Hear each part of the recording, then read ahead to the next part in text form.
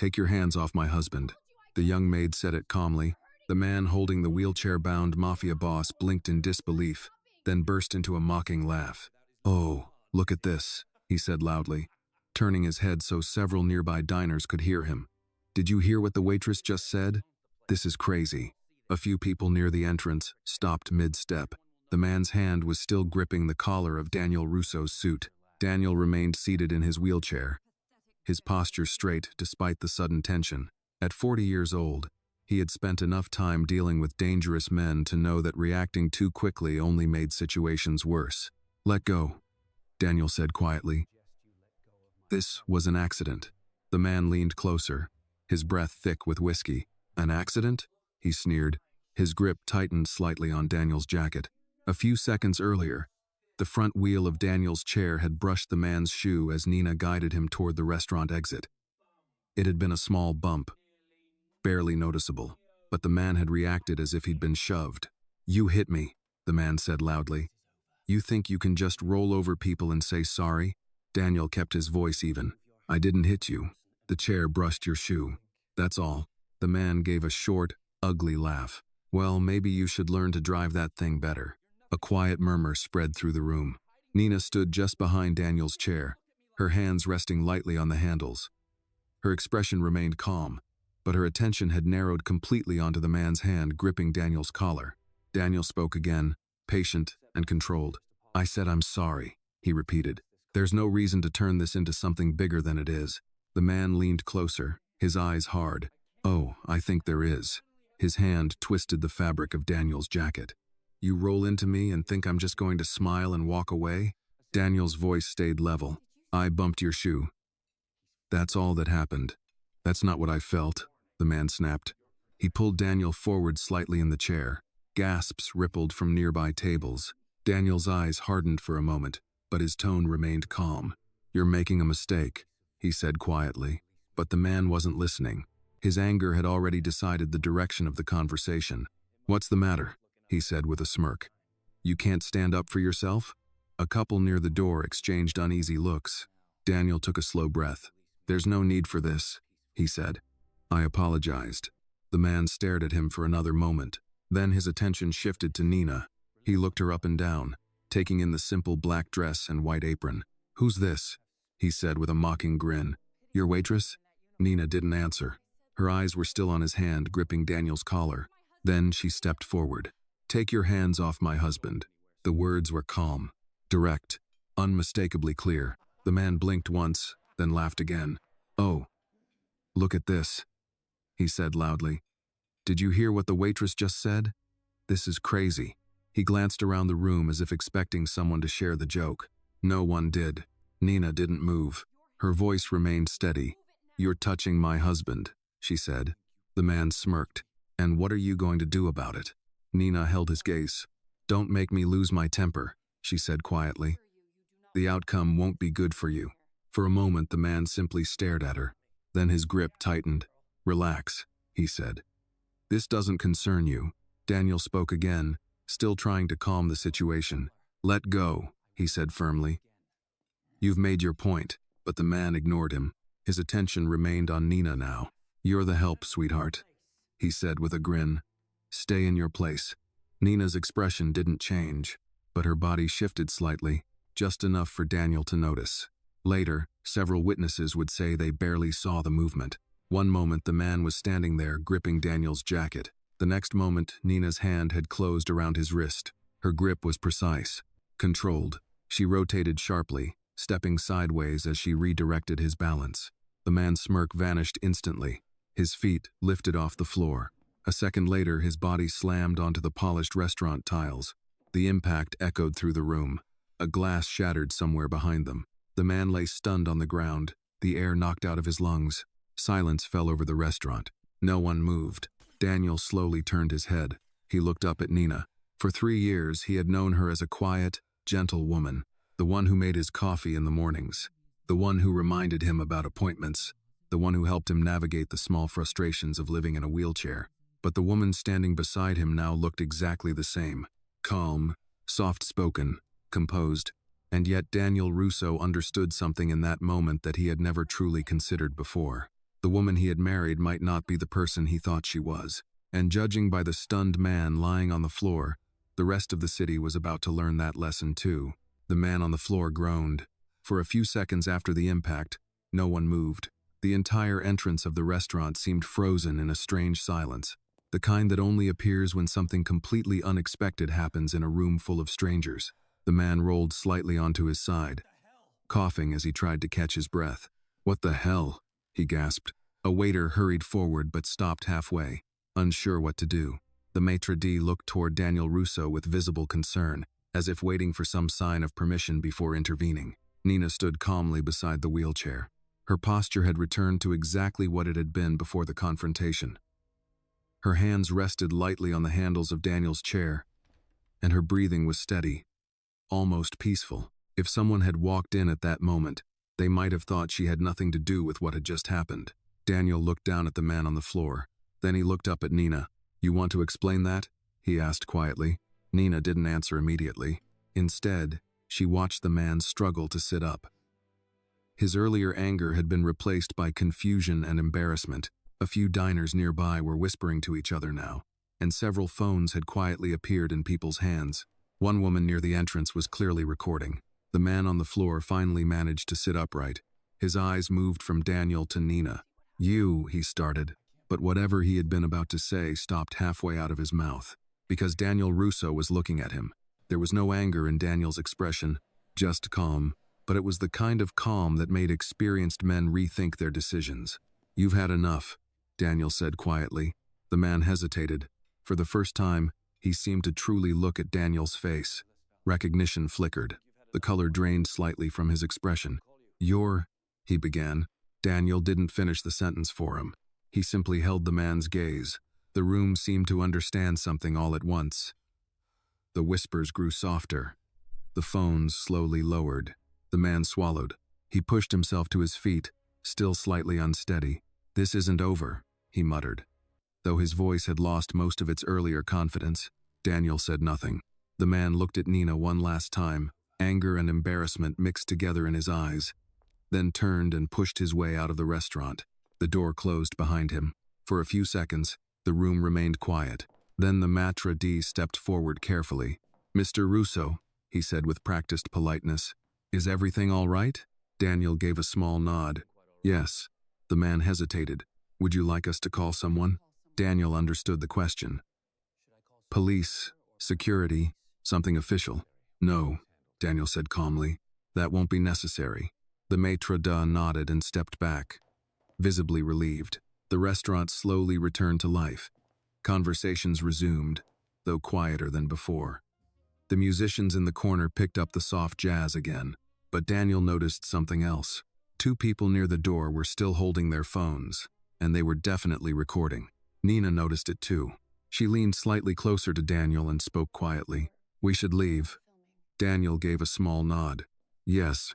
Nina guided the wheelchair toward the exit again, this time without interruption. Outside, the cool Manhattan air felt sharper against the skin. Traffic moved steadily along Lexington Avenue, headlights reflecting off the pavement. Their driver, an older man named Frank, was already stepping out of the black sedan when he saw them. "Evening, Mr. Russo," he said. Then he paused when he noticed the tension in Daniel's expression. "Everything all right?" Daniel glanced toward Nina. "Yes," he said. Frank helped open the car door while Nina carefully guided the wheelchair into position. Daniel transferred smoothly into the back seat with practiced efficiency. Once he was settled, Nina folded the wheelchair and placed it in the trunk. She slid into the seat beside Daniel.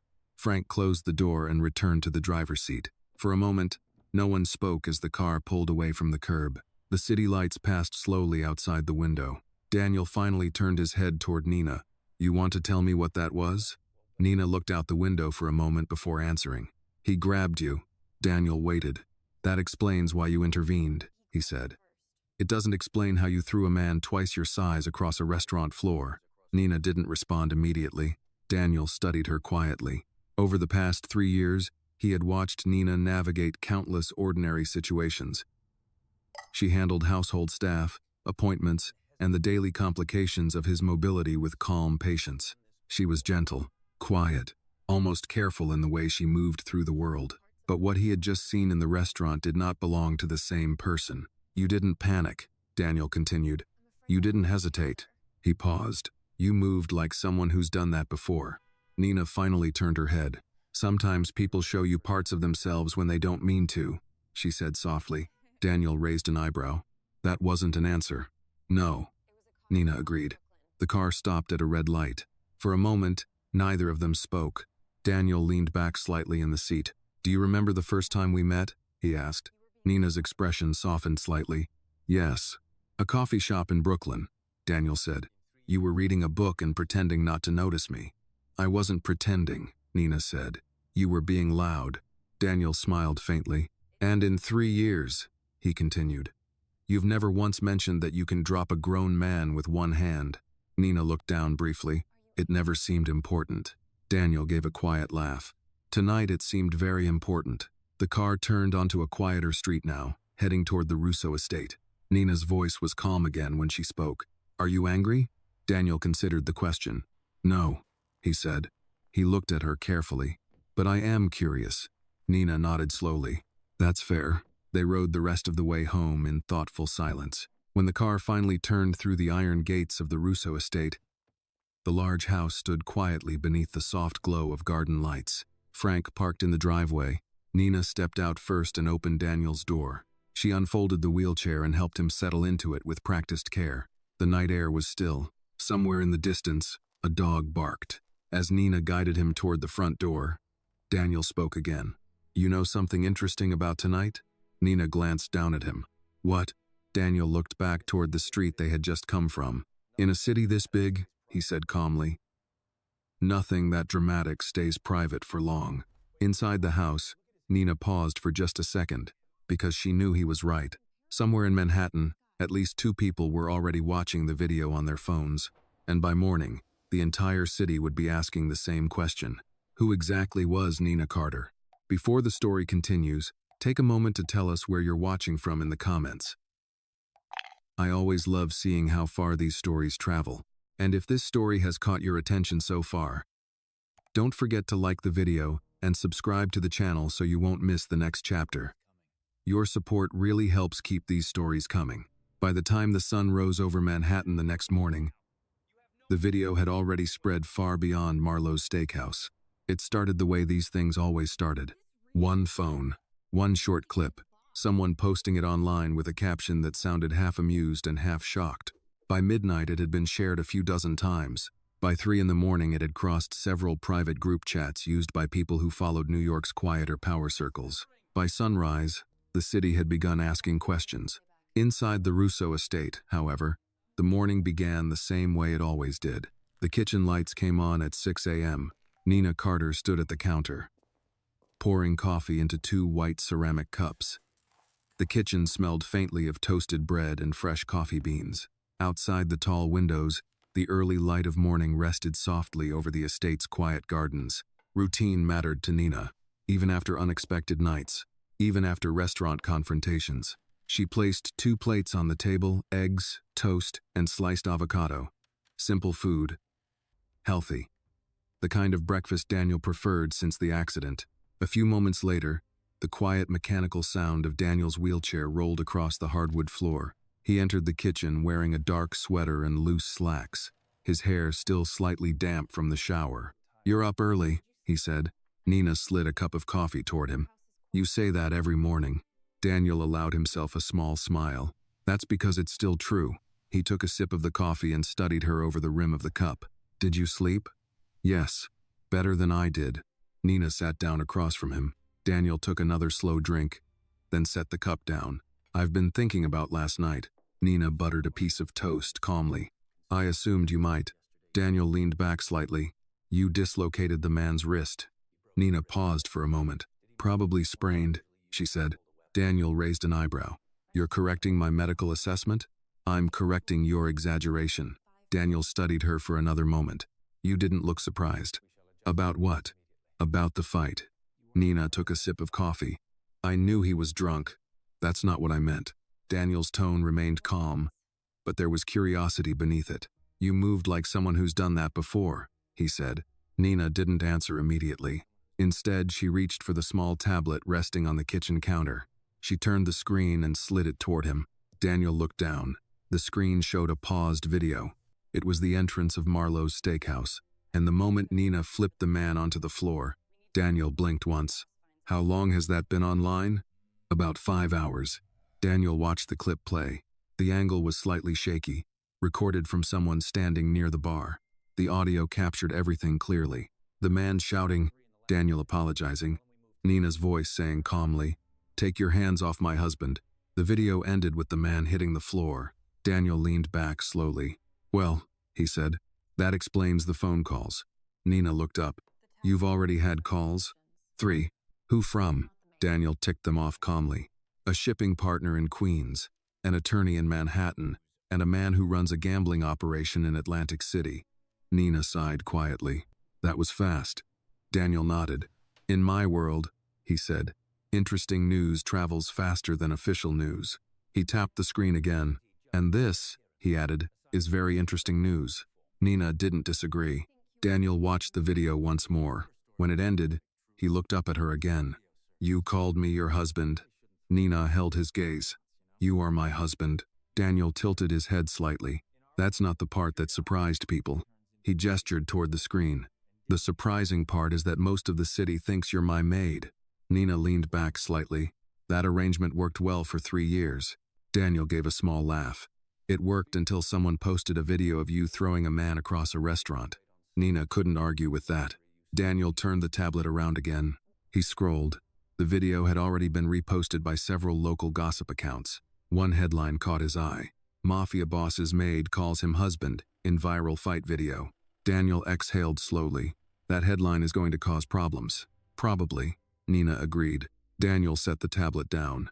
"Do you know what happens when people in my world get curious? They start digging." "Yes." Daniel studied her carefully again. "And if they dig," he continued calmly, "they're going to start asking questions about you." Nina nodded once.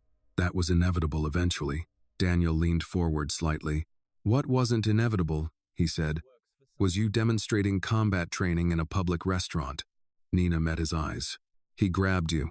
Daniel held her gaze for a moment. Then he nodded once. "That part I understand." The kitchen fell quiet again for a few seconds.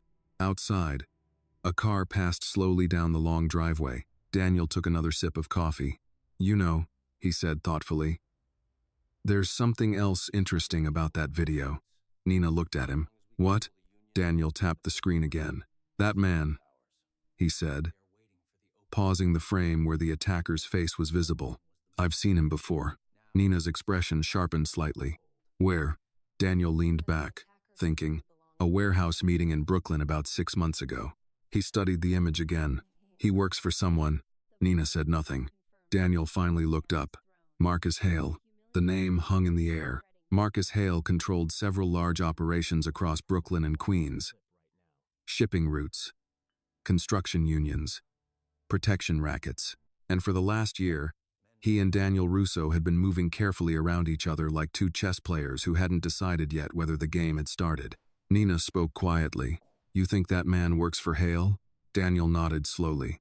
"I'm almost certain." Nina leaned back slightly. "And now there's a viral video of Hale's man getting thrown across a restaurant floor." Daniel gave a small smile. "Yes." He picked up his coffee again. "Which means Marcus Hale is probably watching that video right now." Nina didn't like the sound of that. Daniel's tone remained calm. "And men like Marcus," he continued, "don't enjoy being embarrassed." Nina stood and walked to the kitchen window. The morning sun had fully risen now. A quiet breeze moved through the garden trees. Daniel watched her for a moment. "You knew this might happen eventually," he said. Nina turned back toward him. "Yes," Daniel nodded. "So did I." He paused. "But now the timeline just moved forward." Nina walked back to the table. "What does that mean?"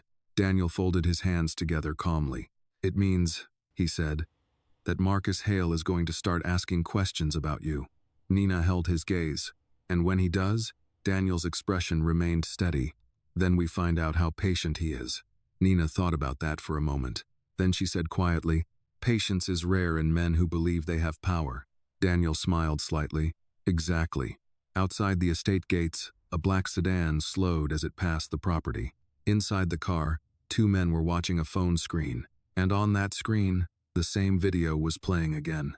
Marcus Hale watched the video without speaking. The office around him was quiet except for the faint hum of the air conditioner. It was a large room on the top floor of a renovated warehouse in Brooklyn. Brick walls, tall windows, heavy wooden furniture that looked older than it probably was. Marcus preferred that style. Old things carried weight. The man standing across the desk from him shifted nervously. "That's Eric," he said finally. Marcus didn't respond right away. He replayed the video again on the tablet resting in his hands. The footage showed the entrance of Marlowe's steakhouse. The camera angle shook slightly as the person filming adjusted their phone. The audio captured the voices clearly. Eric Vance shouting, Daniel Russo apologizing, then the woman's voice, "Take your hands off my husband." The video ended the same way it had every time Marcus watched it. Eric on the floor. Marcus leaned back slowly in his chair. "Eric works for you," he said calmly. The man across the desk nodded. "Yes." Marcus tapped the screen lightly. "And this happened last night." "Yes. And you didn't think to call me immediately?" The man swallowed. "I only saw the video an hour ago." Marcus studied him for a moment. Then he nodded. "That's fair." He set the tablet down on the desk. "Sit down." The man hesitated briefly before lowering himself into the chair opposite Marcus. Marcus Hale was 55 years old, with thick gray hair and the steady posture of someone who had spent decades in positions of authority. His reputation in Brooklyn had been built slowly, piece by piece, over 30 years of careful decisions. He was not known for shouting. Men who shouted often made mistakes. Marcus preferred patience. He folded his hands together. "Tell me about Eric." The man cleared his throat. "He runs collections on the southern docks." Marcus nodded. "Reliable?" "Usually." Marcus leaned back. "Then explain why a reliable man decided to pick a fight with Daniel Russo in a public restaurant." The man shifted in his chair. "He'd been drinking." Marcus raised an eyebrow. "That much is obvious." Silence hung in the room for a moment. Marcus reached for the tablet again and replayed the video. But this time he wasn't watching Eric. He was watching Nina. The moment she stepped forward, the moment she spoke, the moment she moved, Marcus paused the video at the exact frame where Nina grabbed Eric's wrist. "Interesting," he murmured. The man across from him leaned forward slightly. "What is?" Marcus tilted the screen toward him. "That." The man squinted. "She threw him." Marcus shook his head slowly. "No." He tapped the screen again. "She controlled him." The man frowned. Marcus continued calmly. "Look at her posture." He pointed to the frame. No hesitation, no panic. Perfect balance. He replayed the next 2 seconds. Eric lifting off the ground, hitting the floor. Marcus paused the video again. "That's not luck." The man stared at the screen. "What are you saying?" Marcus leaned back in his chair. "I'm saying that woman didn't learn that in a self-defense class." He folded his hands again. "People move like that after years of training."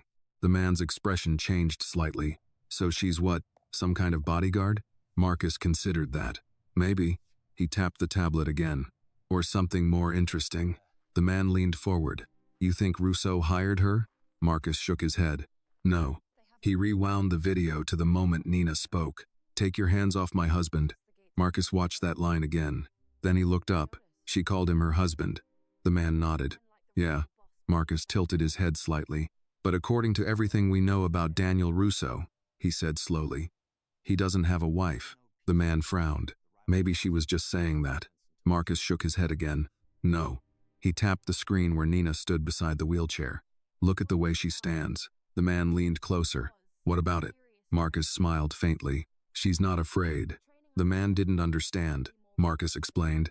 "Most people who work for men like Daniel Russo are careful around him. Respectful. Slightly tense." He paused. "That woman isn't tense." The man watched the video again. Marcus continued. "She stands beside him like she belongs there." He leaned back again. "That means one of two things." "What?" "Either she's very brave." Marcus paused. "Or she actually is his wife." The room fell quiet. The man sat back slowly. "That would be interesting." Marcus nodded. "Yes." He picked up the tablet again and scrolled through several news posts. The video had already been reposted dozens of times. One headline caught his attention. "Mafia boss's maid calls him husband in viral restaurant fight." Marcus chuckled softly. "People love a mystery." The man shifted in his seat. What do you want me to do? Marcus looked out the tall window toward the gray Brooklyn skyline. First, he said calmly, find Eric. The man nodded. He left the restaurant last night. I can track him down. Good. Marcus turned back toward him. I want to know exactly what happened before the video started. All right. And second, Marcus continued, I want everything we can find on that woman. The maid? Marcus shook his head slowly. No. He tapped the screen again where Nina stood calmly beside Daniel's chair. Not the maid. He paused. The wife. The man nodded. I'll start asking around. Marcus gave a small smile. Carefully. Of course. The man stood and left the office. When the door closed, Marcus replayed the video one more time. He watched Nina's movement again. The grip, the balance, the precision. Marcus leaned back in his chair. Interesting, he said quietly to himself. Then he looked out the window again. In this city, he murmured, people reveal who they really are when they think no one important is watching. He tapped the tablet once more. But someone is always watching. Far across the East River, inside the Russo estate, Nina Carter was standing in the garden speaking quietly with Daniel, and neither of them yet knew how curious Marcus Hale had just become. The late afternoon sun stretched long shadows across the gardens of the Russo estate. Nina walked slowly along the stone path that curved through the back lawn. The air smelled faintly of cut grass and early summer flowers. It was quiet there. The kind of quiet that wealthy neighborhoods often had, far enough from the city's noise to feel peaceful, but never completely removed from it. Behind her, the soft mechanical sound of Daniel's wheelchair rolled over the smooth stones. He had insisted on coming outside. Daniel Russo did most of his thinking in motion. Before the accident, that had meant long walks. Now it meant quiet paths and open air. Nina stopped near a small iron bench beneath a maple tree. Daniel wheeled beside her and rested his hands loosely on the arms of the chair. Frank told me a black sedan drove past the gates twice today, he said. Nina nodded. I saw it. Same car? Yes. Daniel leaned back slightly. That didn't take long. Nina crossed her arms lightly. No, they both knew what it meant. The video from the restaurant had done exactly what Daniel predicted. It had invited attention. Daniel looked across the wide lawn. Marcus Hale is curious. Nina didn't disagree. Curiosity can be dangerous, she said. Daniel smiled faintly. Only for people who don't expect it. Nina turned slightly toward him. You expected this? Daniel's voice remained calm. When a secret becomes public, he said, someone always decides to investigate. He glanced toward the road beyond the trees.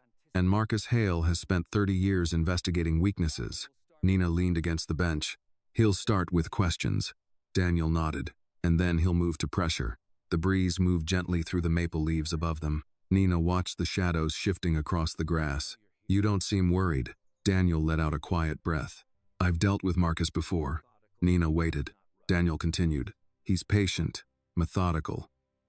Not the kind of man who rushes into fights. That sounds like someone dangerous. Daniel smiled slightly. Yes. He paused, which means he'll start by trying to understand you. Nina met his gaze. And what will he find? Daniel studied her for a moment. That depends on what you choose to show him. Nina looked away briefly. For 3 years, she said softly. I showed everyone exactly what they expected to see. Daniel nodded. The quiet maid. Yes. And last night? Nina's expression didn't change. Last night, someone grabbed my husband. Daniel watched her carefully. That's the first time you've said it like that. Like what? My husband. Nina met his eyes again. You are my husband. Daniel didn't argue. Instead, he looked back toward the distant street beyond the estate gates. You know something about men like Marcus Hale? He said. What? They think power means control. Nina waited. Daniel continued.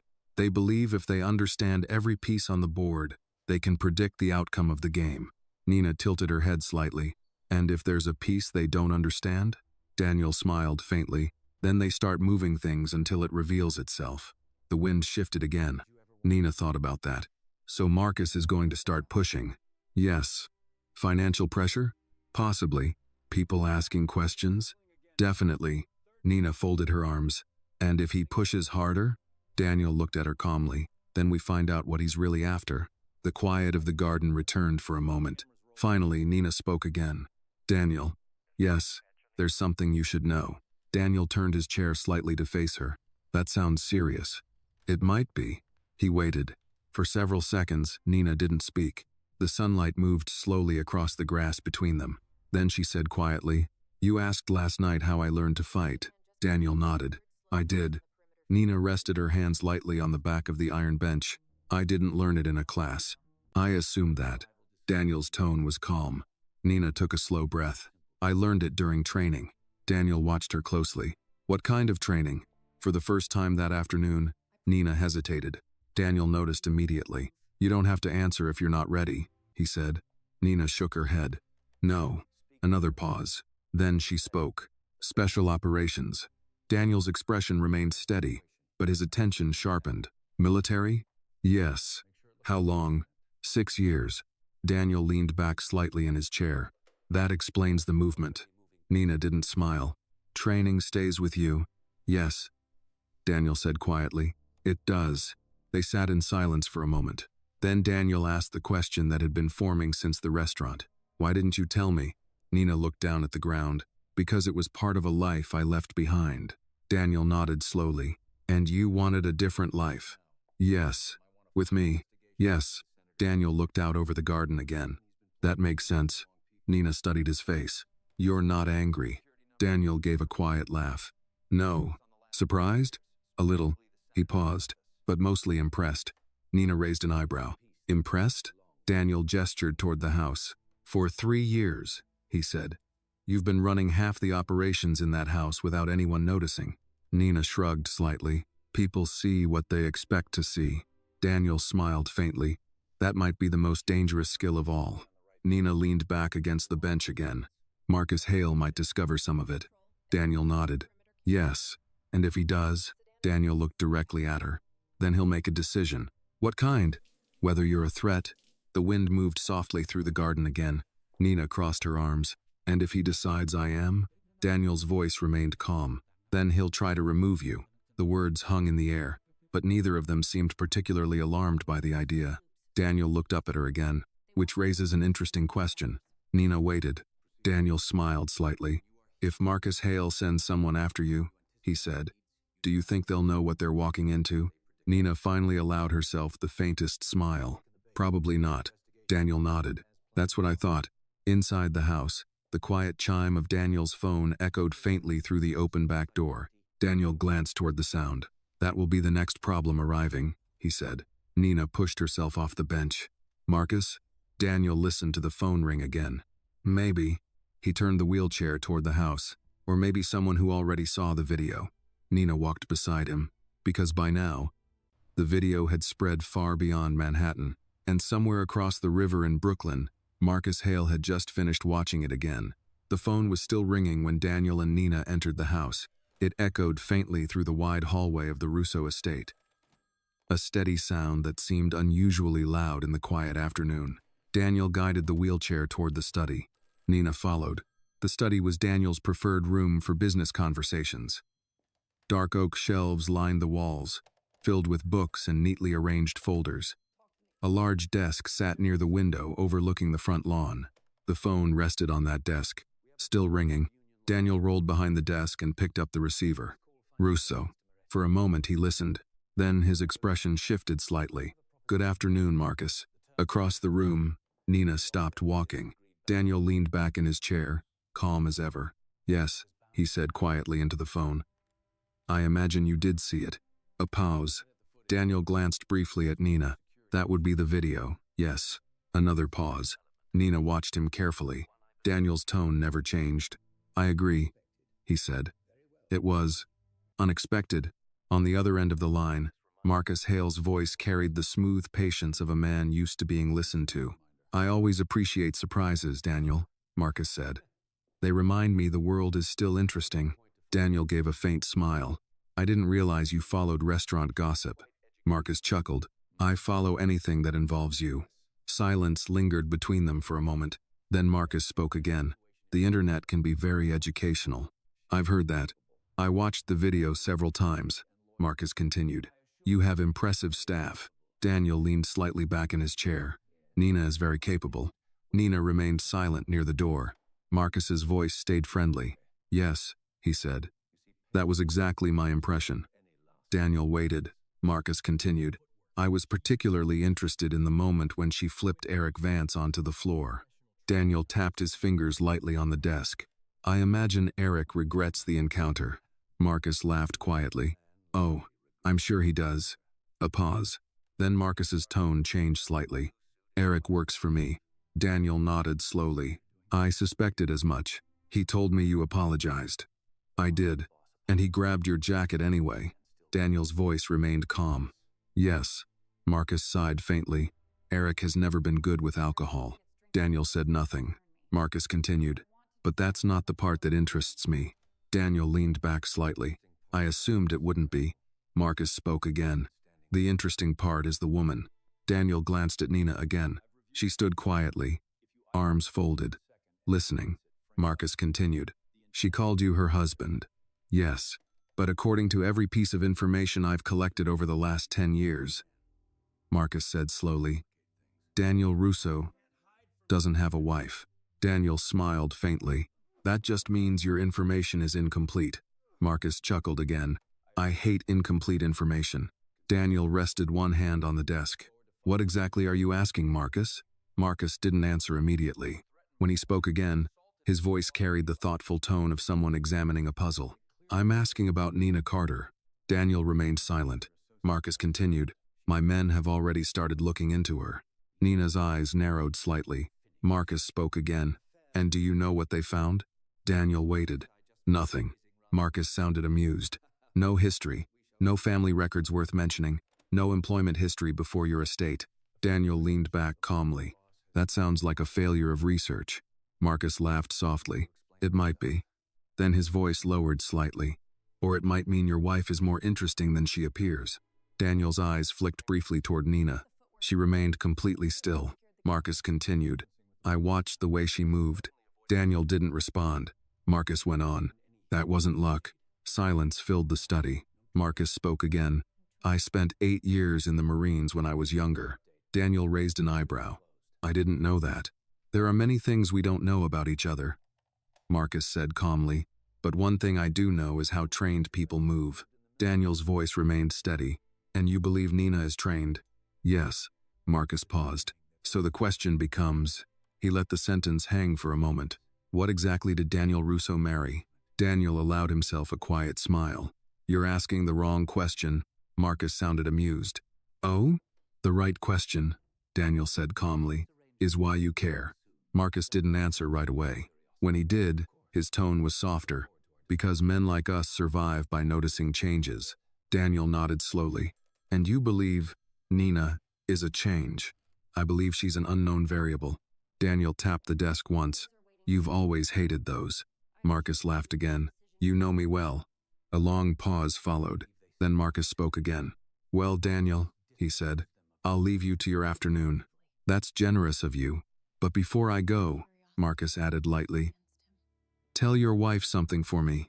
Daniel glanced at Nina. She's listening. Marcus's voice sharpened slightly. Good. Another pause. Then Marcus said, I look forward to meeting her properly. Daniel's tone remained calm. I'll consider the invitation. Marcus chuckled. I'm sure you will. The line clicked. Daniel slowly lowered the phone back onto the desk. For a moment, the study was silent. Nina spoke first. He's curious. Daniel nodded. Yes. He's also testing you. Daniel smiled faintly. He's testing both of us. Nina walked closer to the desk. What did you hear in his voice? Daniel folded his hands. Interest. And a little respect. Nina raised an eyebrow. For throwing his man across a restaurant? Daniel shook his head. No. He looked at her carefully. For surviving long enough to surprise him. Nina considered that. Is that good or bad? Daniel leaned back slightly. With Marcus Hale, he said calmly. It means the game has officially started. Nina rested her hands on the back of the chair across from him. And what does he do next? Daniel thought for a moment. He'll keep investigating. And if he finds something he doesn't like? Daniel met her gaze. Then he'll escalate. Nina nodded slowly. Outside the study window, the late afternoon sun had begun to fade toward evening. The estate grounds were quiet again. But somewhere in Brooklyn, Marcus Hale was already planning his next move. and men like Marcus never moved only once. That evening, the Russo estate felt quieter than usual. Not the comfortable quiet that came from routine, but the kind that followed an important conversation, the kind of quiet where everyone in the house sensed something shifting, even if they didn't know exactly what. Nina stood in the kitchen again, rinsing a glass beneath warm water. The lights above the counter cast soft reflections across the marble surface. Through the wide windows, she could see the last colors of sunset fading behind the trees lining the back of the property. Daniel's voice came from the doorway. "You're doing that again." Nina glanced over her shoulder.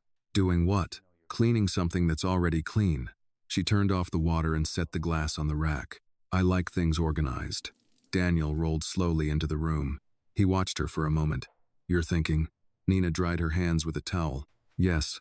"About Marcus?" "Yes." Daniel stopped beside the kitchen table. "He called faster than I expected." Nina leaned against the counter. "That wasn't curiosity." Daniel nodded slightly. "No." "What was it?" Daniel folded his hands loosely in his lap. "Control." Nina waited. "When someone like Marcus hears about a situation he didn't anticipate," Daniel explained calmly, "he reaches out immediately. Why? To remind the other person that he's watching." Nina crossed her arms lightly. "And now we know he is." Daniel smiled faintly. "He wanted us to know." Silence lingered between them for a moment. Then Nina said quietly, "He already had people driving past the estate today." Daniel didn't look surprised. "I assumed." Nina studied him. "You're very calm about that." Daniel shrugged slightly. "That's because surveillance is predictable." "What isn't predictable?" Daniel's voice remained calm. "What he does. Next." Nina walked to the table and sat down. Daniel rolled closer. "You told him I was your wife." "Yes." "You didn't hesitate." Daniel tilted his head slightly. "Should I have?" Nina thought about it. "No." Daniel nodded once. "Good." The kitchen clock ticked softly on the wall. After a moment, Nina asked, "What happens if Marcus learns everything about me?" Daniel leaned back slightly in the wheelchair. "That depends on what everything is." Nina looked at him. "You heard what he said. He already suspects military training." Daniel nodded. "Yes." "And if he learns more?" Daniel considered that carefully. "Then he'll decide whether you're useful or dangerous." Nina raised an eyebrow. "And which one would he prefer?" Daniel smiled faintly. "Men like Marcus prefer useful." "And if I'm not?" Daniel's tone remained steady. "Then you become dangerous." The words sat quietly in the air. Nina leaned back in her chair. "I didn't plan to become a problem for him." Daniel looked at her calmly. "You didn't. So, what changed?" Daniel smiled slightly. "You threw his employee across a restaurant floor." Nina sighed softly. "That man grabbed you." "I know. And you apologized." "Yes." Nina shook her head. "That should have been the end of it." Daniel nodded. "In a normal world." She met his eyes. "And this isn't a normal world." "No." They both knew that. The Russo estate had always existed slightly outside the rules of ordinary life. Daniel reached across the table and picked up the tablet Nina had used that morning. He tapped the screen.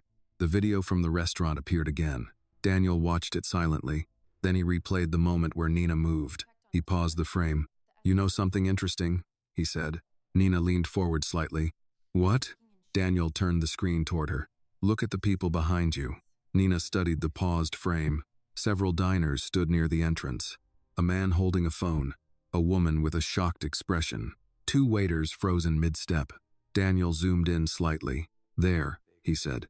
Nina looked closer. The man with the phone. His angle. His position.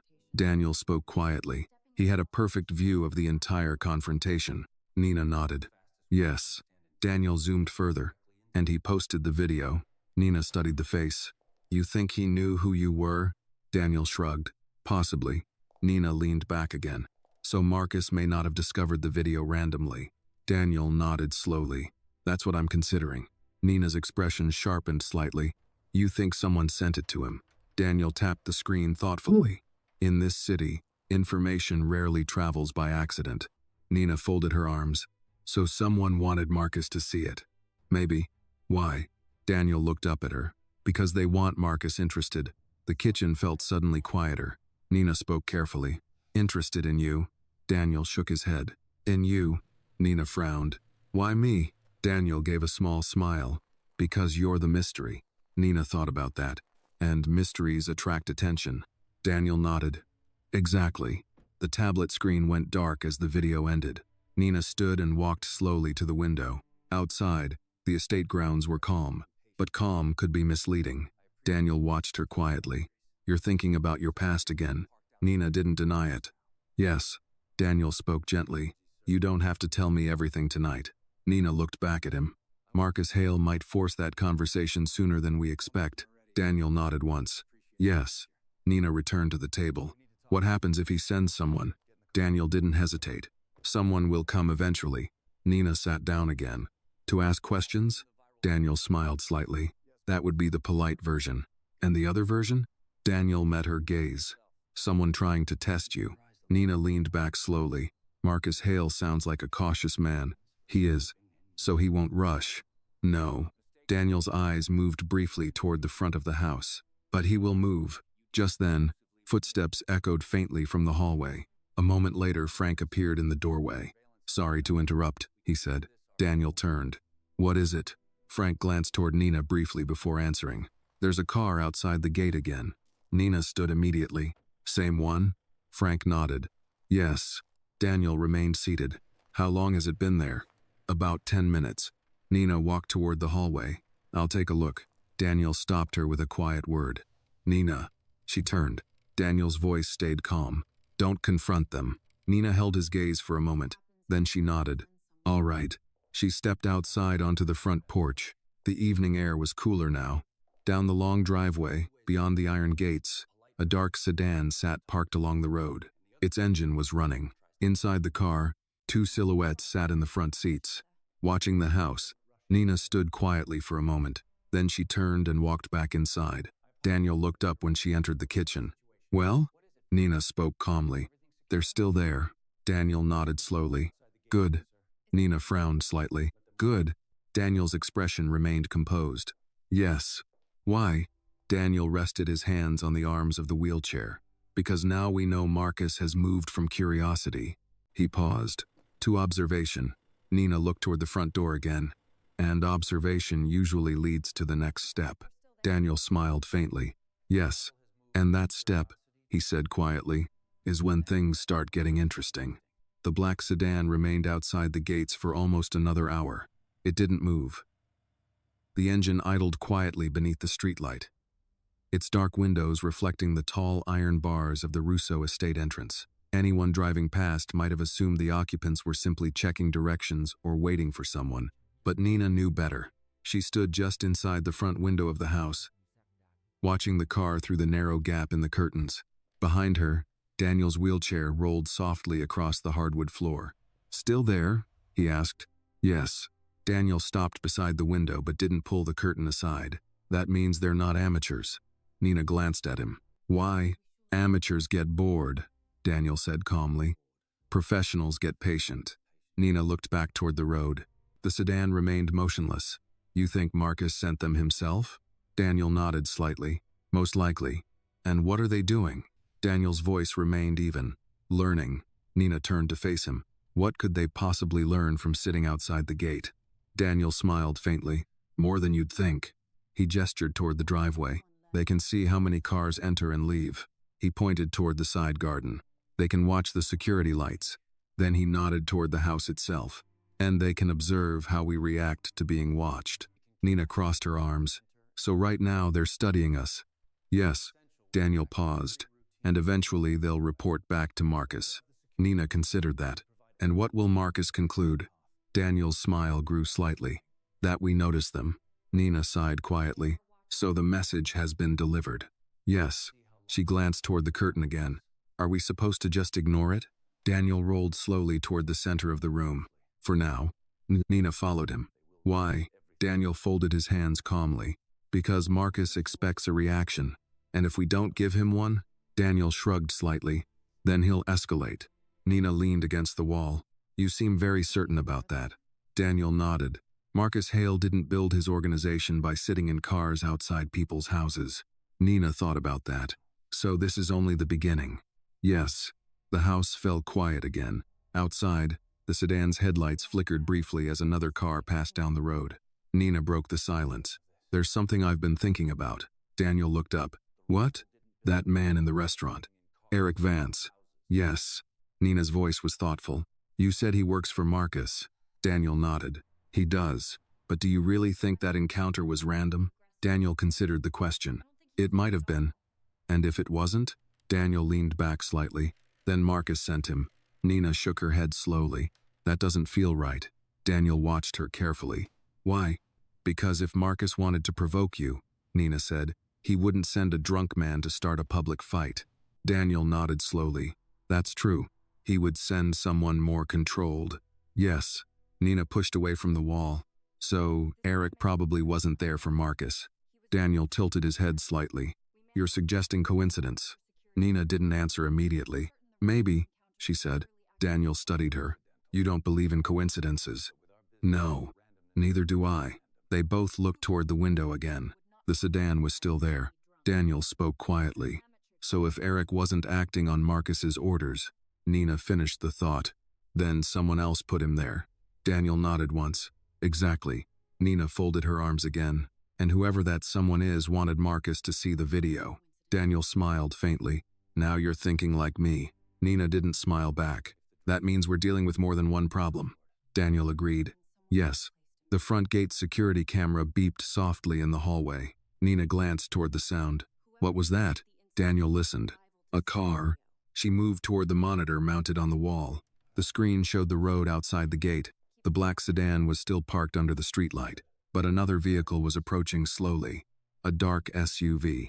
It stopped briefly beside the sedan. The window of the SUV lowered. Someone inside the sedan leaned toward it. A short conversation. Then the SUV drove away. Nina looked back at Daniel. Someone just checked on them. Daniel nodded calmly. That means they're working in shifts. Nina stared at the monitor. This is getting serious. Daniel's voice remained calm. It was always serious. Nina turned back toward him. So, what do we do? Daniel didn't answer immediately. Instead, he rolled slowly toward the window and finally pulled the curtain aside. From inside the house, the sedan was clearly visible beyond the gate. Two silhouettes sat in the front seats. Watching, Daniel let the curtain fall again. They're expecting us to stay inside, he said. Nina raised an eyebrow. And, Daniel smiled faintly, and I don't like meeting expectations. Nina understood immediately. You want to go out there? Daniel nodded. Yes. Nina crossed her arms. That might be exactly what Marcus wants. Daniel considered that. Possibly. Then why do it? Daniel looked directly at her. Because sometimes the fastest way to understand someone's intentions, he paused, is to walk directly into their observation. Nina studied him for a moment. You're planning something. Daniel smiled slightly. Always. She sighed. You're going to make me push you down the driveway, aren't you? Daniel chuckled quietly. That would certainly confuse them. Nina glanced once more at the monitor. The sedan still hadn't moved. Two men. Watching. Waiting. She turned back to Daniel.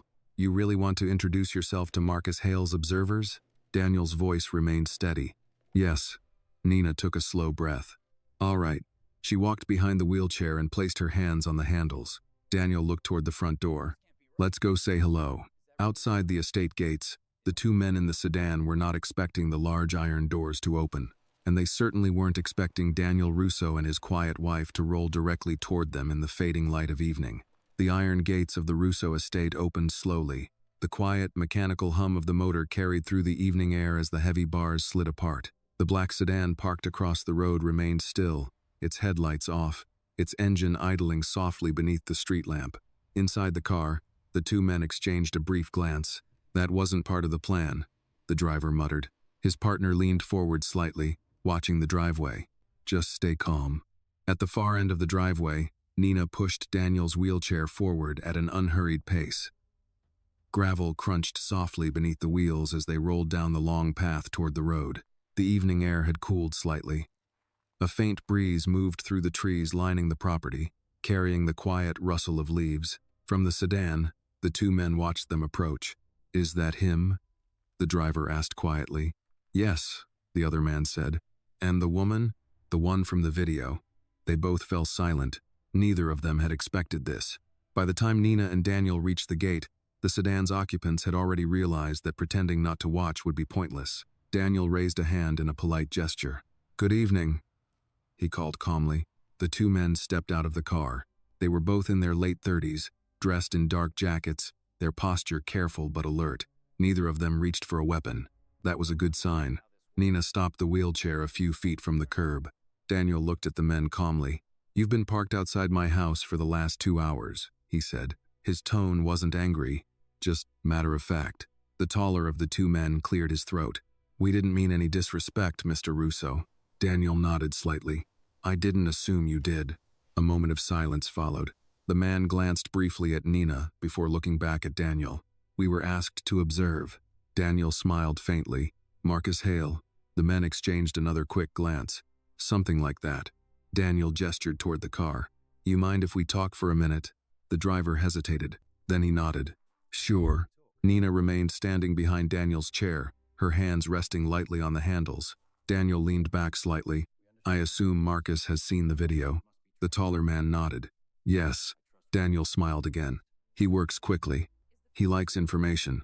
"Yes," Daniel said. "So do I." The man studied Nina briefly. "You surprised a lot of people last night." Nina didn't respond. Daniel glanced back at her. "My wife prefers not to make a spectacle of things." The word wife hung quietly in the air. The men exchanged another look. "So it's true," the driver said. Daniel raised an eyebrow. "What part?"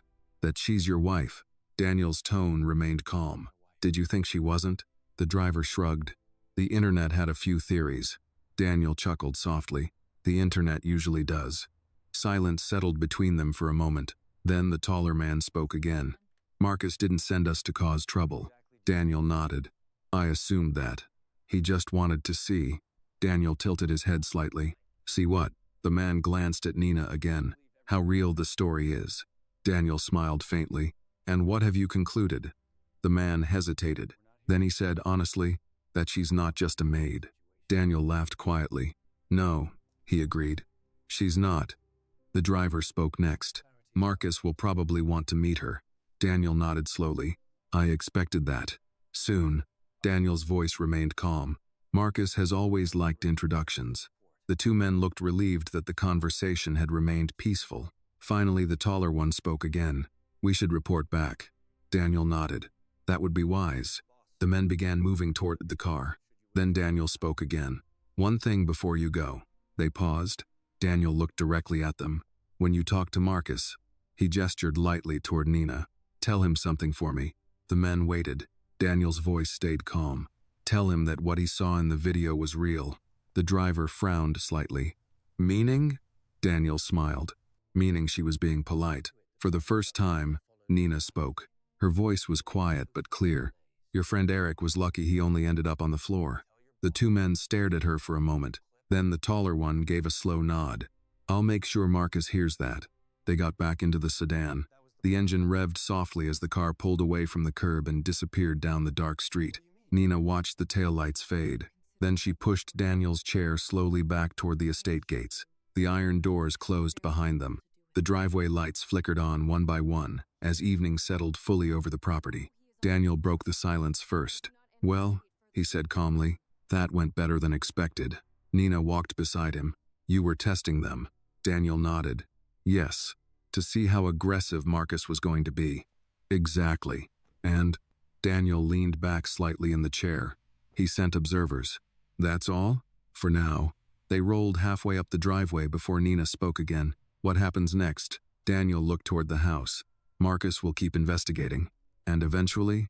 Daniel smiled faintly. "Eventually he'll decide whether we're enemies." Nina didn't seem worried. "And if he does?" Daniel glanced back at her. "Then we deal with it." The house lights glowed warmly ahead of them. For a moment, the night felt calm again. But both of them knew better. Because somewhere across the river in Brooklyn, Marcus Hale would soon receive a phone call. And when he heard what his men had just witnessed, he would understand something important. Daniel Russo's quiet wife was not the weakness many people assumed. She might be the most dangerous piece on the board. And the most dangerous mistake a man like Marcus Hale could make was underestimating someone who had already proven she didn't need to raise her voice to change the outcome of a fight. The next move in New York's quiet war had begun. And this time, everyone was paying attention. One of the most dangerous mistakes people make is believing that quietness means weakness. Nina allowed the world to see only what it expected. a gentle maid, polite and invisible. But when the moment came, the truth revealed itself. Strength often hides behind calm eyes and quiet voices. The lesson is simple but powerful. Never judge a person only by the role they appear to play. True character, loyalty, and courage are often hidden beneath ordinary surfaces, and when someone you love is threatened, the quietest person in the room may become the one who changes everything. This video is a work of fiction created with the assistance of artificial intelligence. All characters, events, and situations are not real and do not represent any actual people or true stories. The content is intended for storytelling and emotional illustration only.